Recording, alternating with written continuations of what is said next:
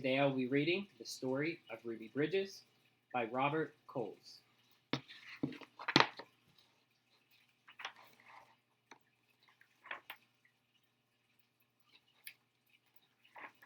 The Story of Ruby Bridges.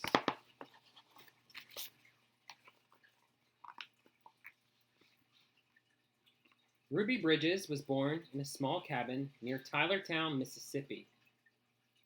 "We were very poor, very, very poor," Ruby said. "My daddy worked picking crops. We just barely got by. There were times when we didn't have much to eat. The people who owned the land were bringing in machines to pick the crops. So my daddy lost his job. And that's when we had to move. I remember us leaving. I was 4, I think.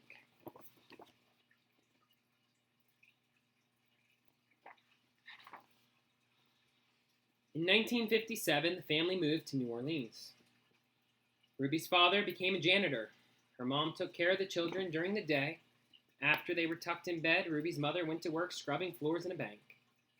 Every Sunday, the family went to church.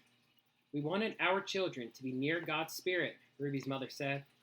"We wanted them to start feeling close to Him from the very start."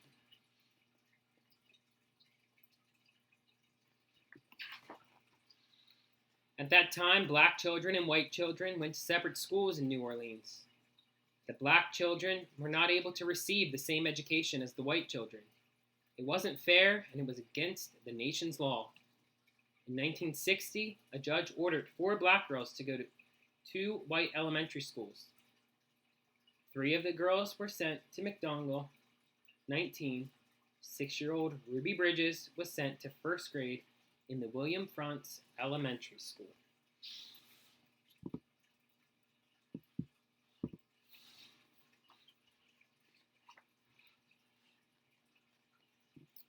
Ruby's parents were proud that their daughter had been chosen to take part of an important event in American history. They went to church. "We sat there and prayed to God," Ruby's mother said, "that we'd all be strong, and we'd have courage, and we'd get through any trouble. And Ruby would be a good girl, and she'd hold her head up high and be a credit to her own people and a credit to all the American people. We prayed long, and we prayed hard."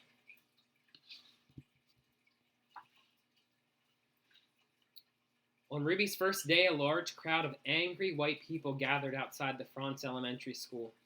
The people carried signs that said they didn't want black children in a white school. People called Ruby names. Some wanted to hurt her. The city and state police did not help Ruby.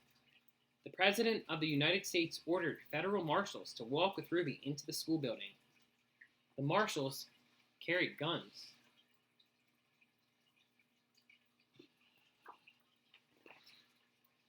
Every day for weeks that turned into months, Ruby experienced that kind of school day.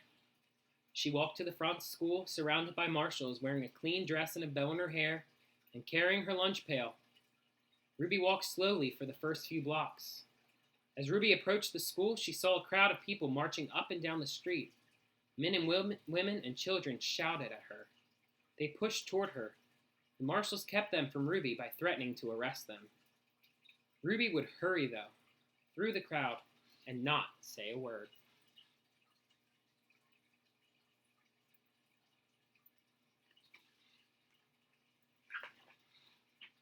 The white people in the neighborhood would not send their children to school. When Ruby got inside the building, she was all alone except for her teacher, Mrs. Henry. There were no other children to keep Ruby company, to play with and learn with, to eat lunch with. But every day, Ruby went into the classroom with a big smile on her face, ready to get down to the business of learning. She was polite and she worked well at her desk, Mrs. Henry said.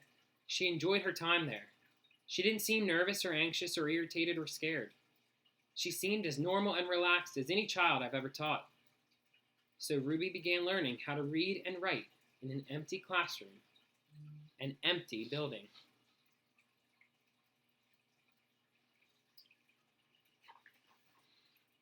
"Sometimes I'd look at her and wonder how she did it," said Mrs. Henry. "How she went to those mobs and sat there all by herself and yet seemed so relaxed and comfortable."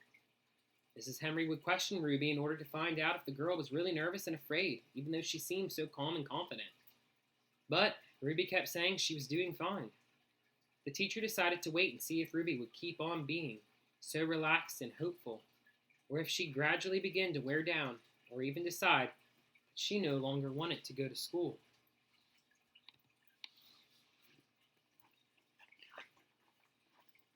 Then one morning, something happened. Mrs. Henry stood by a window in her classroom, as she usually did, watching Ruby walk toward the school. Suddenly, Ruby stopped right in front of the mob of howling and screaming people. She stood there facing all those men and women. She seemed to be talking to them.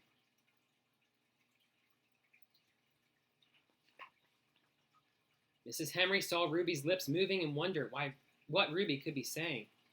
The crowd seemed ready to kill her. The marshals were frightened. They tried to persuade Ruby to move along. They tried to hurry her into the school, but Ruby wouldn't budge. Then Ruby stopped talking and walked into the school.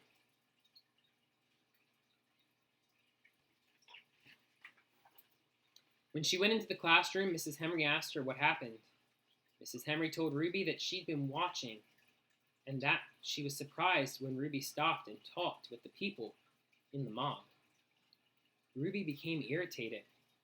"I didn't stop and talk with them," she said. "Ruby, I saw you talking," Mrs. Henry said. "I saw your lips moving." "I wasn't talking," said Ruby. "I was praying. I was praying for them." Every morning, Ruby had stopped a few blocks away from school to say a prayer to the people who hated her.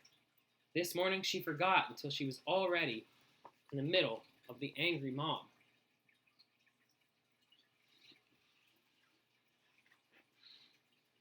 When school was over for the day, Ruby hurried through the mob as usual.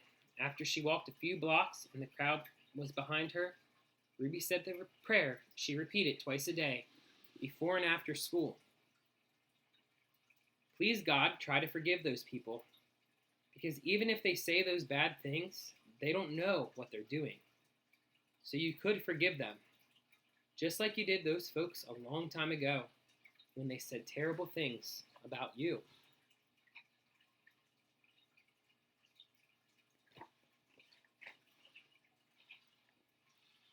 And that is the end of the story of Ruby Bridges by Robert Cole.